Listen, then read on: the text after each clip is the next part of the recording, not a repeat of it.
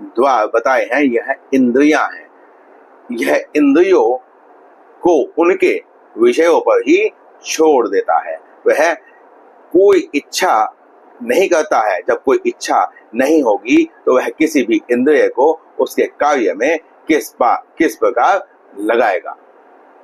मुख्य बात यही है कि लिप्तता जब तक हमारी किसी के साथ में नहीं है तब तक वह कर्म हम नहीं कर रहे हैं, और लिप्तता जो होती है वह कर्म फल की कारण से होती है।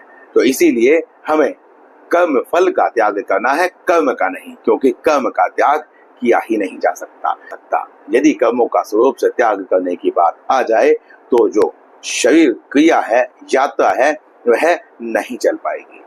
इसीलिए कर्म जो है उनका मन से त्याग करना चाहिए। यही असली संन्यास है।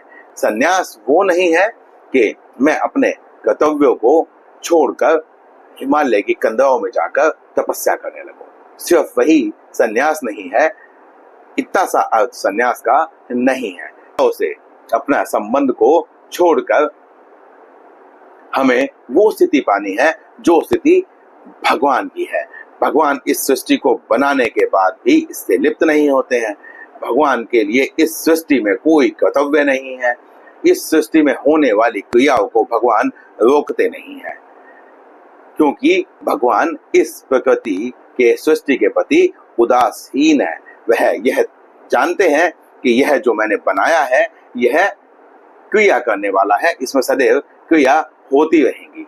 तो जिस प्रकार भगवान इस सृष्टि के प्रति उदासीन रहते हैं, उसी प्रकार मनुष्य को भी इस सृष्टि के प्रति उदासीन रहना चाहिए। उसे इस सृष्टि से कुछ लेने की आदत नहीं डालनी चाहिए। उसे बस इस सृष्टि को देना चाहिए। वह लोक कल्याण के कार्य करके, लोगों का कल्याण करके, उन्हें सत्मार्ग पर लाकर, उन्हें जीने की सही राह दिखलाकर अपना कर्तव्य निभा सकता है। उसे इस सृष्टि से जो लेने की आवश्यकता है वो भगवान ने निःशुल्क प्रदान कर दिया है। वह तो आप चाहें या न चाहें आपको मिलता ही रहेगा। इस जीवन को भगवान की कृपा माने और इस जीवन से किसी और जीव के जीवन को उच्च बनाने का प्रयास करें। यह जो जीवन है यह सदैव अपने आप ही स्वतः ही उच्च बन जाएगा।